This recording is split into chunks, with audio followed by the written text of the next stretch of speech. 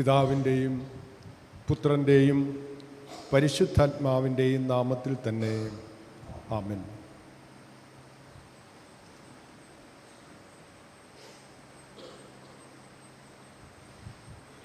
അപ്പോസ്തലനായ വിശുദ്ധ പൗലോസ്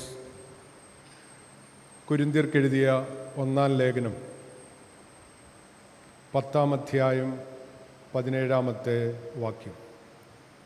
1 കൊരിന്ത്യർ 10-ാം അധ്യായം 17-ാം വാക്യം. അപ്പം ഒന്നാകെ കൊണ്ട് പലരായ നാം ഒരു ശരീരമാകുന്നു.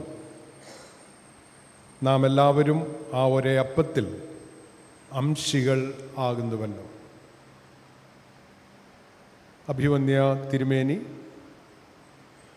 സ്നേഹമുള്ള ടി.ഒ. ഉമ്മനച്ചൻ, ഡീക്കൻ ഡെസിഗ്നേറ്റ്സ്, കൂടി വന്നിരിക്കുന്ന സഹോദരി സഹോദരങ്ങളെ, കുഞ്ഞുങ്ങളെ, നിങ്ങൾക്കെല്ലാവർക്കും യേശു ക്രിസ്തുവിൻ്റെ നാമത്തിൽ എൻ്റെ സ്നേഹവന്ദനം അറിയിക്കുന്നു. ഓഗസ്റ്റ് മാസം 31-ാം തീയതിയാണിന്ന്. ഈ കഴിഞ്ഞ ഒരു മാസം മാത്രമല്ല, നമ്മുടെ ജീവിതത്തിലുടനീളം നമ്മെ നടത്തി പരിപാലിക്കുന്ന സർവശക്തനായ ദൈവത്തിന് നന്ദി നിറഞ്ഞ ഹൃദയത്തോടെ സ്തോത്രം ചെയ്യുന്നു. ദക്ഷിണേന്ത്യാ സഭയുടെ പഞ്ചാംഗം അനുസരിച്ച് ഇന്ന് വിശുദ്ധ യൂക്കറിസ്റ്റിനെ കുറിച്ച് ചിന്തിക്കുവാനായിട്ടാണ് നമുക്ക് നൽകിയിരിക്കുന്ന വിഷയം. വിശുദ്ധ യൂക്കറിസ്റ്റ്, വിശുദ്ധ സംസർഗം, കർത്താവിൻ്റെ അത്താഴം, ഹോളി മാസ്, ഹോളി കുർബാന എന്നീ പേരുകളിൽ ഈ സക്രമന്ത് അറിയപ്പെടും. ഇതര സഭകൾ വളരെയധികം കൂദാശകളുണ്ടെന്ന് പറയുന്നു. പാശ്ചാത്യ സഭ 7 കൂദാശയുണ്ടെന്ന് പഠിപ്പിക്കുന്നു. എന്നാൽ ദക്ഷിണേന്ത്യ സഭ 2 കൂദാശകളെക്കുറിച്ചാണ് നമ്മെ ഓർമ്മിപ്പിക്കുന്നതും പഠിപ്പിക്കുന്നതും. കർത്താവ് സ്ഥാപിച്ച 2 കൂദാശകൾ, ഒന്ന് വിശുദ്ധ സ്നാനം, മറ്റത് കർത്താവിൻ്റെ അത്താഴം. എന്താണ് കൂദാശ എന്നുള്ളത് നമുക്കെല്ലാവർക്കും അറിയാം. അകമേ അനുഭവിക്കുന്ന ദൈവകൃപയുടെ പുറമേയുള്ള അടയാളമാണ് കൂദാശ. സാക്രമെന്റം എന്ന ലാറ്റിൻ പദത്തിൽ നിന്നാണ് സാക്രമെന്റ് എന്ന പദം രൂപപ്പെട്ടത്. അതിൻ്റെ അർത്ഥം പ്രതിജ്ഞ, വിശ്വസ്തത, വാഗ്ദാനം എന്നൊക്കെയാണ്. പ്രതിജ്ഞ, വിശ്വസ്തത, വാഗ്ദാനം, ഓത്ത് ഓഫ് ലോയൽറ്റി. റോമൻ പടയാളികൾ ചക്രവർത്തിയോട് ചെയ്യുന്ന വിശ്വസ്തത വാഗ്ദാനം, അതാണ് ഈ മൂലപദത്തിൻ്റെ ആധാരം. അതിൽ നിന്നാണ് സാക്രമെന്റ് എന്ന പദം രൂപപ്പെട്ടത്. എന്നാൽ ആംഗ്ലിക്കൻ സഭ എന്താണ് കൂദാശ എന്ന് പറയുമ്പോൾ അതിന് നൽകിയിരിക്കുന്ന ഡെഫിനിഷൻ ആന്തരികവും ആത്മീയവുമായ കൃപയുടെ ബാഹ്യവും ദൃശ്യവുമായ അടയാളം എന്ന് രേഖപ്പെടുത്തുന്നു. ആന്തരികവും ആത്മീയവുമായ കൃപയുടെ ബാഹ്യവും ദൃശ്യവുമായ അടയാളം. ഒറ്റ വാക്കിൽ പറഞ്ഞാൽ അദൃശ്യ കൃപയുടെ ദൃശ്യരൂപം, അതാണ് കൂദാശ. അദൃശ്യ കൃപയുടെ ദൃശ്യരൂപം. പുറമേ നമുക്ക് ലഭിക്കുന്നത് അപ്പവീഞ്ഞുകളാണ്, വെയ്ഫറും വൈനുമാണ്. അകമേ അത് കർത്താവിൻ്റെ ശരീരവും കർത്താവിൻ്റെ രക്തവുമായി തീരുന്നു. അല്ലെങ്കിൽ അത് കർത്താവിൻ്റെ ശരീരം, കർത്താവിൻ്റെ രക്തം എന്ന വിശ്വാസത്തോടു കൂടെ നാം ഭക്ഷിക്കുകയും പാനം ചെയ്യുകയും ചെയ്യുന്നു. കാൽവറിയിൽ മുറിക്കപ്പെട്ട അപ്പവും കാൽവറിയിൽ ചിന്തപ്പെട്ട രക്തവുമാണ് നമുക്ക് വിശുദ്ധ മേശയിൽ നിന്ന് ലഭിക്കുന്നത്. കാൽവറിയിൽ മുറിക്കപ്പെട്ട കർത്താവിൻ്റെ ശരീരം. അതാണ് അപ്പമായി നമുക്ക് ലഭിക്കുന്നത്. കാൽവറിയിൽ ചിന്തപ്പെട്ട കർത്താവിൻ്റെ രക്തം, അതാണ് വൈനായി നമുക്ക് ലഭിക്കുന്നത്. അത് വിശ്വാസത്തോടുകൂടെ വാങ്ങി നാം ഭക്ഷിക്കുകയും പാനം ചെയ്യുകയും ചെയ്യുന്നു. Lord's table is like A bridge. ഒരു പാലം പോലെയാണ് കർത്താവിൻ്റെ തിരുമേശ. പാലത്തിൻ്റെ ഒരറ്റം ക്രൂശിൻ്റെ നിന്ദയും മറ്റേ അറ്റം ദൈവരാജ്യത്തിൻ്റെ മഹത്വവുമാണ്. ഞാൻ ഒന്നുകൂടെ പറയാം. പാലത്തിൻ്റെ ഒരറ്റം ക്രൂശിൻ്റെ നിന്ദയും മറ്റേ അറ്റം ദൈവരാജ്യത്തിൻ്റെ മഹത്വവുമാണ്. ഡോക്ടർ സ്മിത്ത് ബേക്കർ അദ്ദേഹം പറയുന്നത്, the Lord's supper is A memorial of Christ life and death. Lord's supper is A memorial of Christ life and death. കർത്താവിൻ്റെ ജീവിത മരണത്തിൻ്റെ സ്മരണയാണ് കർത്താവിൻ്റെ അത്താഴം. കർത്താവിൻ്റെ ജീവിത മരണത്തിൻ്റെ സ്മരണ. ആത്മാവിൻ്റെ പ്രതിദിന ആഹാരമാണ് കർത്താവിൻ്റെ അത്താഴം. ആത്മാവിൻ്റെ പ്രതിദിന ആഹാരം. ഫിസിക്കൽ മാൻ, ഭൗതിക മനുഷ്യന് ആഹാരം ആവശ്യം ആയിരിക്കുന്നത് പോലെ ആത്മീയ മനുഷ്യനും ആഹാരം ആവശ്യമാണ്. ദൈവവചനം വായിക്കുന്നതും ധ്യാനിക്കുന്നതും പ്രാർത്ഥിക്കുന്നതും ഉപവാസ പ്രാർത്ഥനയിൽ പങ്കെടുക്കുന്നതും പള്ളി ആരാധനയിൽ പങ്കെടുക്കുന്നതും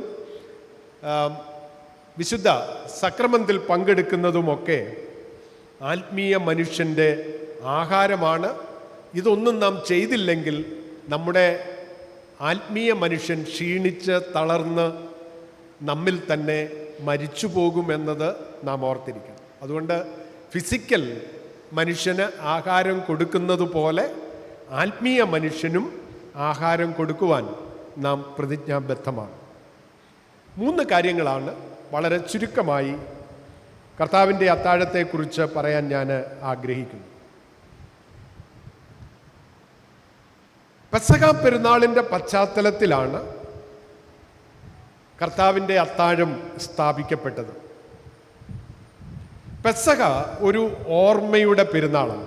ഫെസ്റ്റിവൽ ഓഫ് റിമംബറൻസ്, ഓർമ്മയുടെ പെരുന്നാൾ. എന്തിൻ്റെ ഓർമ്മയാണെന്ന് നമുക്കറിയാം. മിസ്രൈമിൽ നിന്നുള്ള വിടുതലിൻ്റെ ഓർമ്മ, വീണ്ടെടുപ്പിൻ്റെ ഓർമ്മ. ദൈവം മിസ്രൈമ്യരെ 10 ബാധകളാൽ ദണ്ഡിപ്പിച്ചു. അതിൽ 10ാമത്തേതാണ് കടിഞ്ഞൂൽ സംഹാരം. ഫറവോന്റെ ആദ്യജാതൻ മുതൽ തിരികല്ലിലിരിക്കുന്ന ദാസിയുടെ ആദ്യജാതൻ വരെയും മിസ്രൈമിലെ സകല മൃഗങ്ങളുടെയും ആദ്യജാതന്മാരെയും ഈ കടിഞ്ഞൂൽ സംഹാരത്തിൽ നശിപ്പിച്ചു എന്ന് നാം വായിക്കുന്നു. ഇവിടെ ഒരു ചോദ്യം സംഗതമാണ്. ഈ കടിഞ്ഞൂൽ സംഹാരത്തിൽ നിന്ന് എങ്ങനെ മിസ്രൈമിലായിരുന്ന ഇസ്രായേൽ ജനം വിടുവിക്കപ്പെട്ടു അല്ലെങ്കിൽ രക്ഷിക്കപ്പെട്ടു എന്നുള്ളത്? അതിൻ്റെ ഉത്തരമാണ് ഇന്ന് 1ാം പാഠമായി നാം വായിച്ചു കേട്ടത്. പുറപ്പാട് പുസ്തകം 12ാം അധ്യായം 1 മുതൽ 7 വരെയുള്ള വാക്യങ്ങൾ. അവിടെ ഒരു ആട്ടിൻകുട്ടിയെ എടുക്കാനായിട്ട് പറയുന്നു. അത് കോലാട്ടിൻകുട്ടിയോ അല്ലെങ്കിൽ ചെമ്മരിയാടോ ആകാം. അത് 1 വയസ്സ് പ്രായമുള്ളതായിരിക്കണം, ഊനമില്ലാത്തതായിരിക്കണം.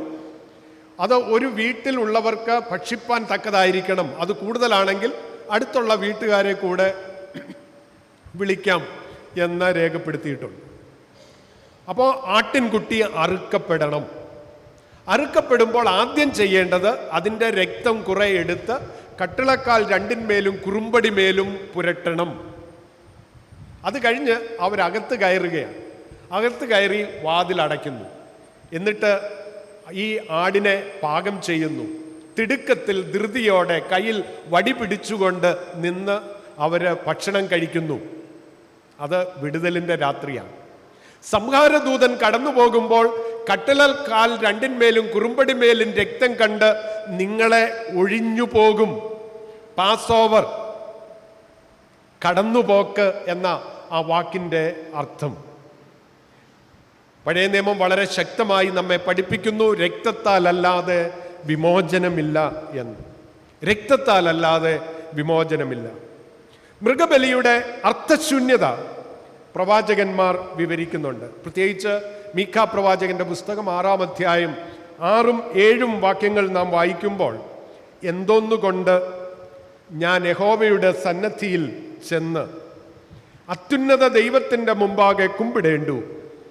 ഞാൻ ഹോമയാഗങ്ങളോടും 1 വയസ്സ് പ്രായമുള്ള കാളക്കിടാങ്ങളോടും കൂടെ അവൻ്റെ സന്നദ്ധിയിൽ ചെല്ലണമോ? 1000 ആട്ടുകൊറ്റനിലും 10,000 തൈല നദിയിലും യഹോവ പ്രസാദിക്കുമോ എന്ന് ചോദിക്കുകയാണ്. മൃഗബലിയാൽ സാധിക്കാൻ കഴിയാത്തതിനെ ദൈവത്തിൻ്റെ പുത്രൻ്റെ യാഗത്തിലൂടെ സാധിച്ചു എന്നുള്ളതാണ് പുതിയ നിയമം നമ്മെ പഠിപ്പിക്കുന്നത്. മൃഗബലിയാൽ സാധിക്കാൻ കഴിയാത്തതിനെ ദൈവത്തിൻ്റെ പുത്രൻ്റെ യാഗത്തിലൂടെ സാധിച്ചു. സകല മനുഷ്യവർഗത്തിൻ്റെയും പാപങ്ങൾ ചുമന്നുകൊണ്ട് അവൻ ക്രൂശിന്മേൽ കയറി അവൻ്റെ അടിപ്പിണരാൽ നമുക്ക് സൗഖ്യം വന്നിരിക്കുന്നു. മനുഷ്യൻ പാപമരണത്തിൽ നിന്ന് എങ്ങനെ രക്ഷപ്പെട്ടു എന്നുള്ളത് ചിന്തനീയമാണ്. പാപത്തിൻ്റെ ശമ്പളം മരണമാണ്. അപ്പോസ്തലൻ പറയുന്നു, ആരാ പാപികൾ എന്ന് പറയുന്നുണ്ട്. ഒരു വ്യത്യാസവുമില്ല. എല്ലാവരും പാപം ചെയ്ത് ദൈവ തേജസ് ഇല്ലാത്തവരായി തീർന്നു. പാപത്തിൻ്റെ ശമ്പളം മരണമാണ്. പാപം ചെയ്യുന്ന ദേഹി മരിക്കും.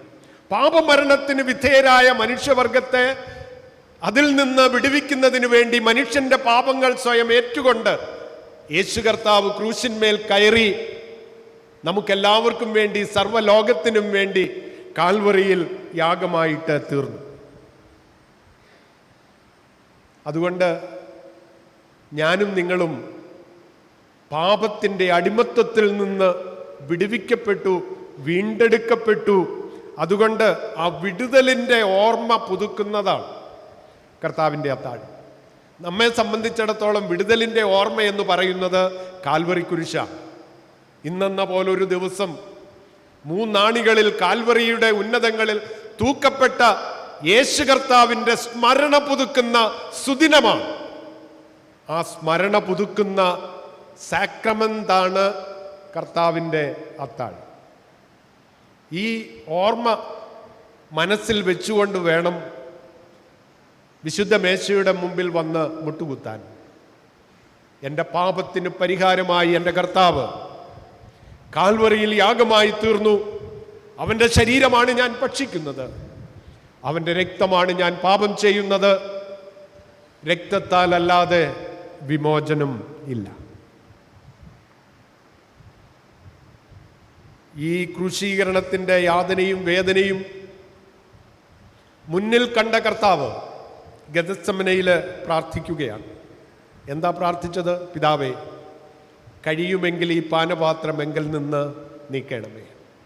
അടുത്ത നിമിഷം കർത്താവ് വീണ്ടും പ്രാർത്ഥിക്കുകയാണ്, എൻ്റെ ഇഷ്ടമല്ല നിന്റെ ഇഷ്ടം തന്നെ ആകണമേ. മനുഷ്യവർഗത്തിൻ്റെ, ലോകത്തിൻ്റെ രക്ഷയ്ക്ക് വേണ്ടി ദൈവ ഇഷ്ടത്തിന് സ്വയം സമർപ്പിച്ച കർത്താവ് നമുക്ക് വേണ്ടി യാഗമായിട്ട് തീർന്നു. അവൻ്റെ അടിപ്പിണരാൽ നമുക്ക് സൗഖ്യം വന്നിരിക്കുന്നു. ഇപ്പോൾ ക്രിസ്തുവേശുവിലുള്ളവർക്ക് ഒരു ശിക്ഷാവിധിയും ഇല്ല.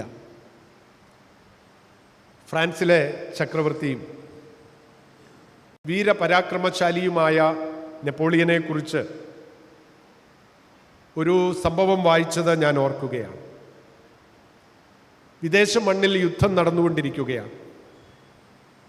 പതിവ് പോലെ വേഷപ്രച്ഛന്നനായി പടയാളികളുടെ കൂടാരങ്ങളിൽ, ടെന്റുകളിൽ അദ്ദേഹം കയറിയിറങ്ങി. അങ്ങനെ ഒരു ടെന്റിൽ കയറിയപ്പോൾ ഒരു പടയാളി മുട്ടിന്മേൽ നിൽക്കുകയാണ്.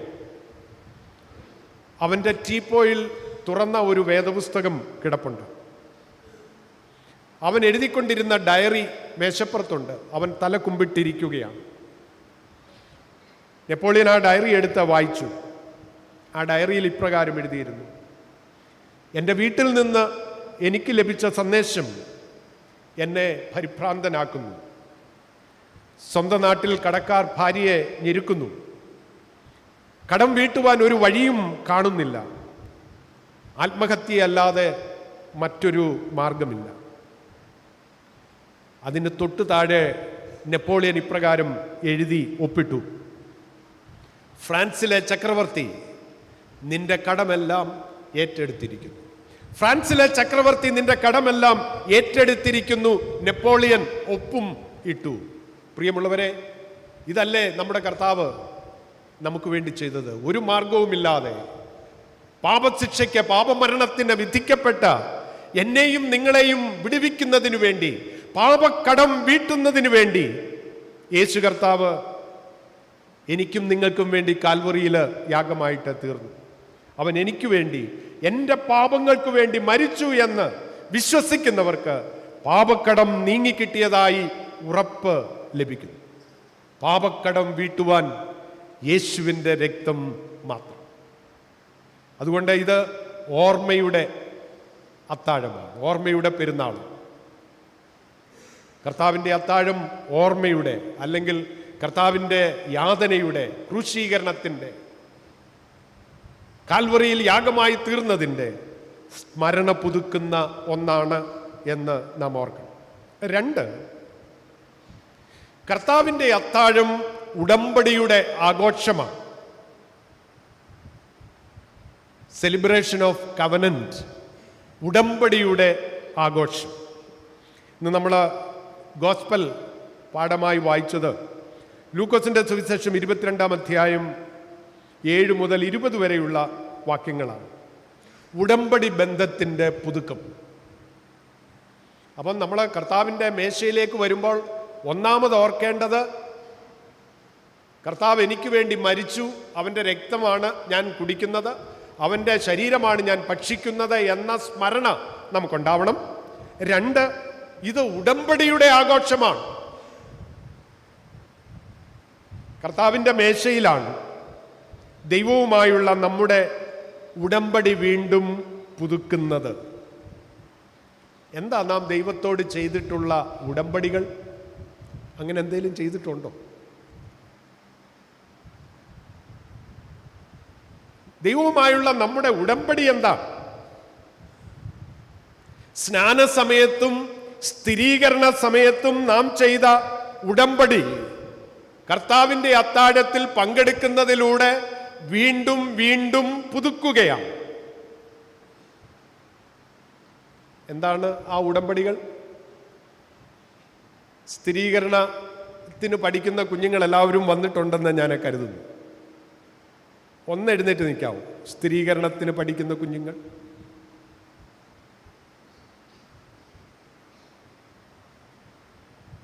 ഓക്കെ, ഇരുന്നു. അപ്പൊ സ്ഥിരീകരണത്തിന് ചില ഉടമ്പടികൾ അവർ ചെയ്യാനായിട്ട് പോകുകയാണ്. അവർക്ക് വേണ്ടി ജ്ഞാനമാതാപിതാക്കന്മാര് സ്നാന സമയത്ത് ചില ഉടമ്പടികൾ ചെയ്തിട്ടുണ്ട്. അത് ഞാൻ അവരെ പഠിപ്പിച്ചു കഴിഞ്ഞു. അപ്പോൾ അവരോട് ചോദിച്ചാൽ അവരത് പറയും. 1, പിശാചിനെയും അവൻ്റെ സകല പ്രവൃത്തികളെയും അല്ലെങ്കിൽ പാപത്തെ ഉപേക്ഷിക്കും. 2, ദൈവത്തിൽ വിശ്വസിക്കും. 3, ദൈവവചനം അനുസരിച്ച് പ്രമാണിക്കും. ഉപേക്ഷിക്കുക, വിശ്വസിക്കുക, പ്രമാണിക്കുക. ഇത് നാം ദൈവത്തോട് ചെയ്ത ഉടമ്പടിയാണ്. ഇവിടെ എന്നെ കേൾക്കുന്ന പ്രായമുള്ളവരും ഈ ഉടമ്പടി ചെയ്തിട്ടുണ്ട്. അപ്പൊ ഈ ഉടമ്പടി ബന്ധം, ദൈവത്തോടുള്ള ഈ ഉടമ്പടി നാം പുതുക്കുന്ന സന്ദർഭമാണ് കർത്താവിൻ്റെ അത്താഴം.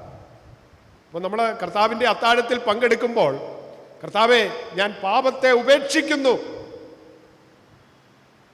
ഞാൻ നിന്നിൽ വിശ്വസിക്കുന്നു, ഞാൻ നിന്റെ വചനത്തെ അനുസരണത്തോടെ പ്രമാണിക്കുന്നു എന്ന് വീണ്ടും പുതുക്കിക്കൊണ്ടാണ് ഈ കർത്താവിൻ്റെ അത്താഴത്തിൽ നാം പങ്കെടുക്കുന്നത്.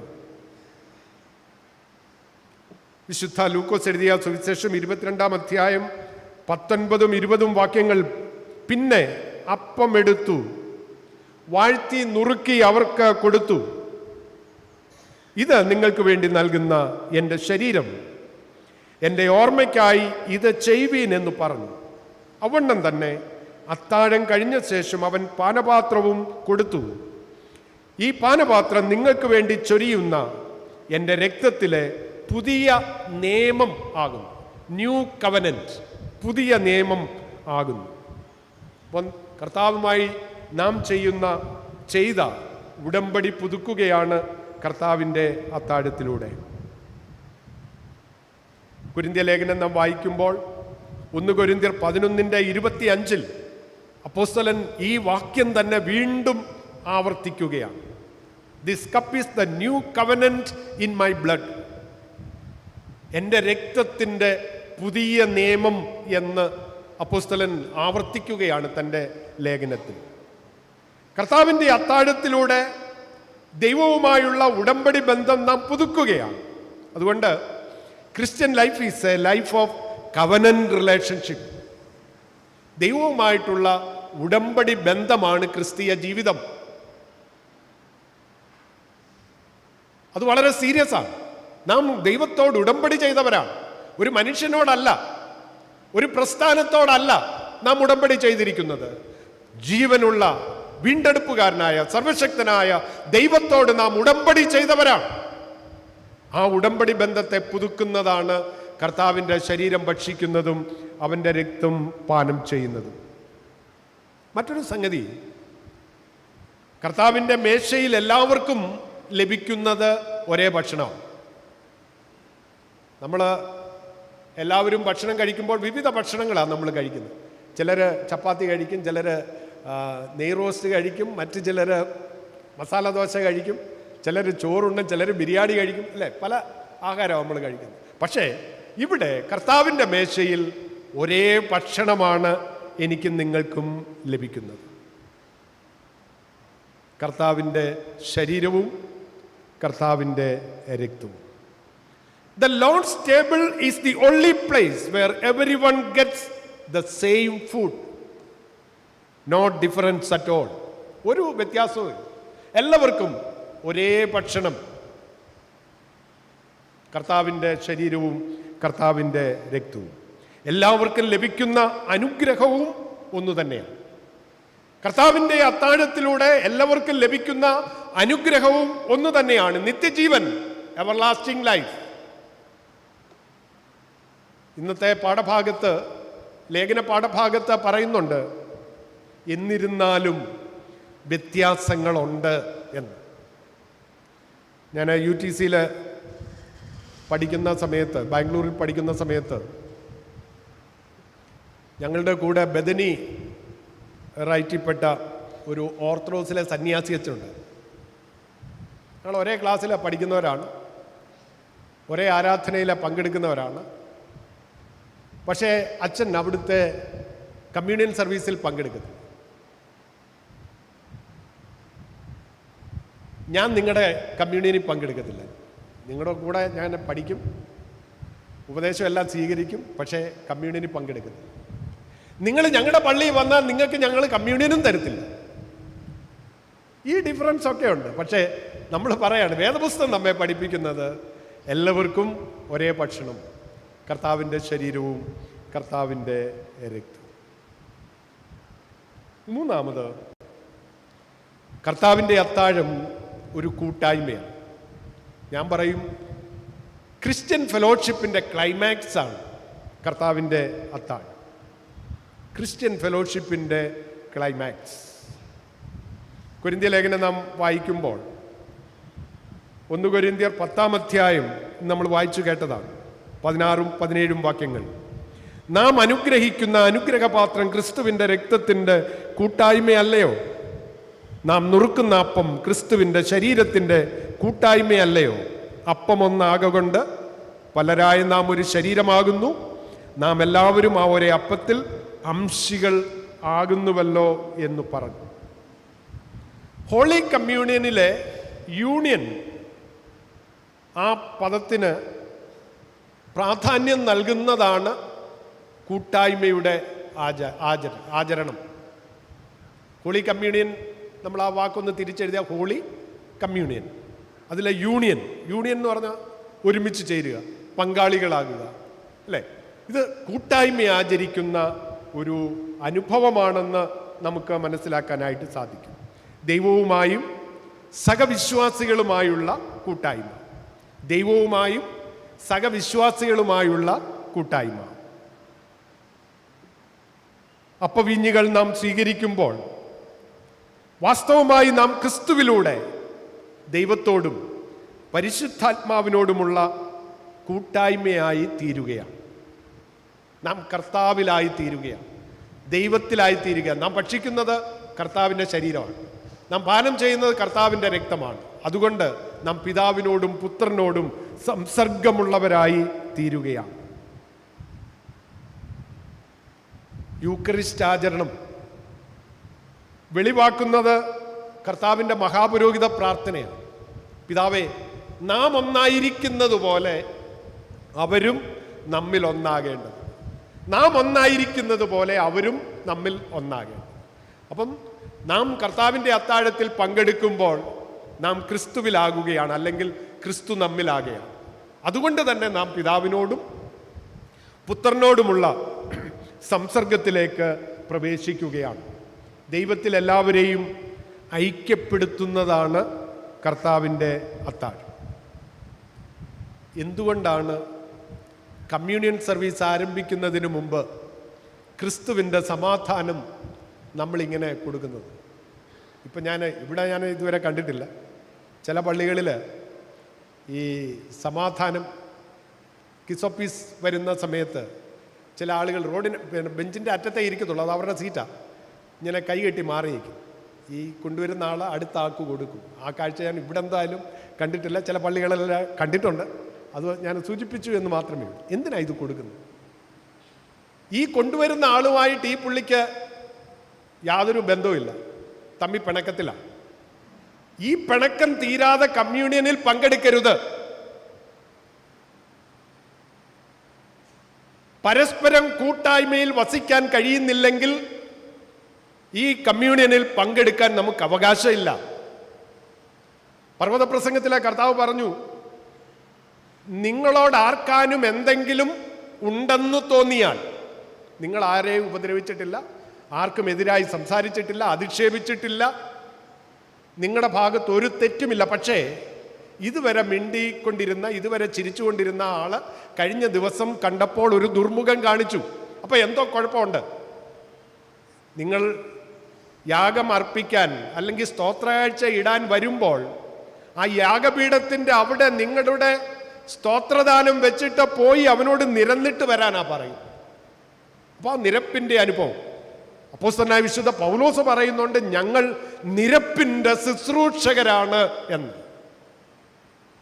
സെർവൻസ് ഓഫ് റെക്കൺസീലിയേഷൻ, നിരപ്പിൻ്റെ ശുശ്രൂഷകർ. നമ്മെ നിരപ്പിക്കുന്നതാണ്, ക്രിസ്തുവിൽ നമ്മെ നിരപ്പിക്കുന്ന, ക്രിസ്തുവിൽ നമ്മെ ഒന്നാക്കുന്ന, ക്രിസ്തുവിൽ നമ്മെ അനുരഞ്ജിപ്പിക്കുന്ന ഒരു സാക്രമെന്റാണ് കർത്താവിൻ്റെ അത്താഴം. വളരെ പ്രധാനമാണത്. നമ്മളിതൊന്നും ഓർക്കാതെ കർത്താവിൻ്റെ മേശയുടെ മുമ്പിൽ വന്ന് മുട്ടുകുത്തരുത്. തികച്ചും നമ്മുടെ കുറവുകൾ ഏറ്റുപറഞ്ഞ് ഉപേക്ഷിച്ച് ദൈവസന്നിധിയിൽ നിന്ന് വിശുദ്ധീകരണം പ്രാപിച്ചിട്ട് മാത്രമേ മുന്നോട്ട് വരാവൂ. നമ്മുടെ സഭയിൽ ഒരു അലിഖിത നിയമമുണ്ട്. കമ്മ്യൂണിയനിൽ പങ്കെടുക്കേണ്ടത് പാപക്ഷമ പ്രാർത്ഥന ചൊല്ലിയവരായിരിക്കണം എന്ന്. മറ്റ് സഭകളിൽ നമുക്കറിയാം കുമ്പസാരമുണ്ട്. അച്ഛൻ്റെ മുമ്പിൽ ചെന്ന് ചെയ്തു പോയ കുറ്റങ്ങളൊക്കെ ഏറ്റുപറഞ്ഞ് അച്ഛനൊരു പാപക്ഷമ അബ്സല്യൂഷനും നൽകി കഴിഞ്ഞാണ് പിറ്റേ ദിവസത്തെ കമ്മ്യൂണിയനിൽ അവരെ പങ്കെടുക്കുന്നത്. നമ്മളെ പൊതുവായിട്ടുള്ള പാപമോചന പ്രാർത്ഥന പ്രാർത്ഥിച്ച് ഇന്നും അഭിവന്യ തിരുമേനി അബ്സല്യൂഷനൊക്കെ പറഞ്ഞു നമ്മളെ പാപമില്ലാത്തവരാക്കി തീർത്തിരിക്കുക. ദൈവസന്നിധിയിൽ നമ്മൾ ആത്മാർത്ഥമായി ആ പാപമോചന പ്രാർത്ഥന ഏറ്റുപറഞ്ഞുവെങ്കിൽ, നമ്മുടെ പാപങ്ങളെ ഏറ്റുപറഞ്ഞുവെങ്കിൽ നാം ശുദ്ധീകരണം പ്രാപിച്ചിരിക്കുകയാണ്. ആ ശുദ്ധീകരണം പ്രാപിച്ചവരാണ് കർത്താവിൻ്റെ മേശയിൽ വന്ന് പങ്കെടുക്കേണ്ടത്. അതുകൊണ്ട് നാം ആ കാര്യങ്ങളൊക്കെ ശ്രദ്ധിക്കണം. ഇതിനൊരു നല്ല ഒരുക്കം ആവശ്യമാണ്. ഞായറാഴ്ച ദിവസം രാവിലെ ഉടുത്തൊരുങ്ങി ഇങ്ങ് പോരുകയല്ല, തലേ ദിവസം പ്രാർത്ഥിക്കണം. കർത്താവേ, ഞാൻ നാളെ പള്ളിയിൽ പോവുകയാണ്, അവിടുത്തെ തിരുശരീര രക്തങ്ങൾ ഞാൻ ഭക്ഷിക്കാനും പാനം ചെയ്യാനായിട്ടും പോകുകയാണ്. എൻ്റെ കുറവുകളെ ഞാൻ ഏറ്റുപറയണം, വിശുദ്ധീകരണം പ്രാപിക്കണം. ആരോടെങ്കിലും എന്തെങ്കിലും പ്രയാസമുണ്ടെങ്കിൽ അവരെ ഫോണിൽ വിളിച്ചോ നേരിൽ കണ്ടോ നമ്മൾ ക്ഷമ ചോദിക്കണം. വളരെ ആവശ്യമാണ്. ഈ ലോകത്തിൽ നാം പരസ്പരം അന്യോന്യമുള്ള ബന്ധത്തിൽ, അന്യോന്യമുള്ള കൂട്ടായ്മയിൽ, അനുരഞ്ജനത്തിൽ ജീവിക്കാനായിട്ട് നമുക്ക് സാധിക്കണം. അതിന് നമ്മെ സഹായിക്കുന്ന മഹത്തായ സക്രമന്താണ് കർത്താവിൻ്റെ അത്താഴം. ഒരു ചെറിയ പള്ളി, 35-40 വീട്ടുകാരേ ഉള്ളൂ. പക്ഷേ വളരെയധികം വിഭാഗീയതകൾ നിലനിൽക്കുന്ന ഒരു ദേവാലയമായിരുന്നു അത്. അവിടെ ചുമതലയിലിരിക്കുന്ന അച്ഛൻ ഇവരുടെ വീടുകളൊക്കെ സന്ദർശിച്ചു. ഇവർ തമ്മിലുള്ള വിഭാഗീയതകൾ അദ്ദേഹം പറഞ്ഞ് പരിഹരിക്കാനായിട്ട് ആവോളം ശ്രമിച്ചു. പക്ഷേ ഫലം ഉണ്ടായില്ല. അങ്ങനെ ഇരിക്കുന്ന സന്ദർഭത്തിൽ അച്ഛൻ ഒരു 1 ഡേ റിട്രീറ്റ് ക്രമീകരിച്ചു. നിർബന്ധമായും എല്ലാവരും റിട്രീറ്റിന് വരണമെന്ന് പറഞ്ഞു. എന്തായാലും ആ വിഭാഗീയതകളൊക്കെ ഉണ്ടെങ്കിലും അച്ഛനെ അവരനുസരിച്ചു. അവരെല്ലാവരും, എല്ലാ കുടുംബക്കാരും അന്ന് ഈ 1 ഡേ റിട്രീറ്റിന് വന്നു. തലയാഴ്ചയെ അച്ഛൻ പറഞ്ഞു, ഉച്ചഭക്ഷണം ഉണ്ടായിരിക്കും, അതുകൊണ്ട് നിങ്ങൾ വീട്ടിലൊന്നും വെക്കേണ്ട, എല്ലാവരും വരണം, ഒരു ദിവസം പള്ളിയിൽ ചെലവഴിക്കണം എന്നൊക്കെ പറഞ്ഞു. അച്ഛൻ ഉച്ചഭക്ഷണം എങ്ങും ഓർഡർ ചെയ്തില്ല. പക്ഷേ ഉച്ചഭക്ഷണത്തിനുള്ള സാധന സാമഗ്രികൾ എല്ലാം അച്ഛൻ വാങ്ങി സ്റ്റോക്ക് ചെയ്തു. ആദ്യത്തെ പ്രാർത്ഥന കഴിഞ്ഞിട്ട് പറഞ്ഞു, നമുക്ക് ആദ്യം ഉച്ചഭക്ഷണം ക്രമീകരിക്കണം. അപ്പോൾ അവരോട് പറഞ്ഞു, ഞാൻ എല്ലാ സാധനവും വാങ്ങിയിട്ടുണ്ട്, നിങ്ങൾ തന്നെ അടുപ്പ് കൂട്ടണം, നിങ്ങൾ തന്നെ വിറവ് കത്തിക്കണം, നിങ്ങൾ തന്നെ വെള്ളം എടുത്തുകൊണ്ട് വരണം, അരി വെക്കണം, അങ്ങനെ ഇന്നിന്ന കറികളൊക്കെ വെക്കണം. ഇവർ എല്ലാവരും കൂടെ ഒരുമിച്ച് കൂടി ഈ ഭക്ഷണം പാകം ചെയ്യാനായിട്ട് തുടങ്ങി. അപ്പോൾ പരസ്പരം മിണ്ടാതിരുന്നവരും പരസ്പരം മിണ്ടേണ്ടതായിട്ട് വന്നു. എങ്കിലേ കാര്യങ്ങൾ നടക്കുന്നു. ആ ഉച്ചയൂണിന് ശേഷം അവിടെ വലിയ ഒരു ശാന്തതയായിരുന്നു, വലിയ സന്തോഷമായിരുന്നു, വലിയ സമാധാനമായിരുന്നു. ഒരു വലിയ നിരപ്പിൻ്റെ അനുഭവം ആ ഉച്ചഭക്ഷണത്തിലൂടെ തീർന്നു. അതുപോലെ കർത്താവിൻ്റെ അത്താഴത്തിലൂടെ ആ നിരപ്പിൻ്റെ അനുഭവം ഉണ്ടാവണം പ്രിയമുള്ളവരെ. അതുകൊണ്ട് വിശുദ്ധ യൂക്കറിസ്റ്റ് കൂട്ടായ്മയുടെ ആഘോഷമാണ്. നിരപ്പിൻ്റെ അനുഭവമില്ലാതെ കർത്താവിൻ്റെ അത്താഴത്തിൽ പങ്കെടുത്തതുകൊണ്ട് യാതൊരു പ്രയോജനവുമില്ല. ഞാൻ നിങ്ങളെ ഓർമ്മിപ്പിക്കാനായിട്ട് ശ്രമിച്ചത് കർത്താവിൻ്റെ അത്താഴം വിടുതലിൻ്റെ സ്മരണ പുതുക്കുന്നതാണ്. വിടുതലിൻ്റെ സ്മരണ, അത് ഉടമ്പടിയുടെ ആഘോഷമാണ്. കൂട്ടായ്മയുടെ, നിരപ്പിൻ്റെ, അനുരഞ്ജനത്തിൻ്റെ ഒരു അനുഭവമാണ്. ആ അനുഭവം നമ്മുടെ വിശുദ്ധ യൂക്കറിസ്റ്റിലൂടെ, വിശുദ്ധ ഹോളി കമ്മ്യൂണിയനിലൂടെ എനിക്കും നിങ്ങൾക്കും ലഭ്യമാകട്ടെ എന്ന് ഞാൻ പ്രാർത്ഥിക്കുകയാണ്. ദൈവം നമ്മെ അനുഗ്രഹിക്കട്ടെ. ഇപ്പോൾ പിതാവായ ദൈവത്തിനും പുത്രനായ ദൈവത്തിനും പരിശുദ്ധാത്മാവായ ദൈവത്തിനും സകല ബഹുമാനവും മഹത്വവും കാലാവസാനം കൂടാതെ ഉണ്ടായിരിക്കുമാറാകട്ടെ. ആമേൻ.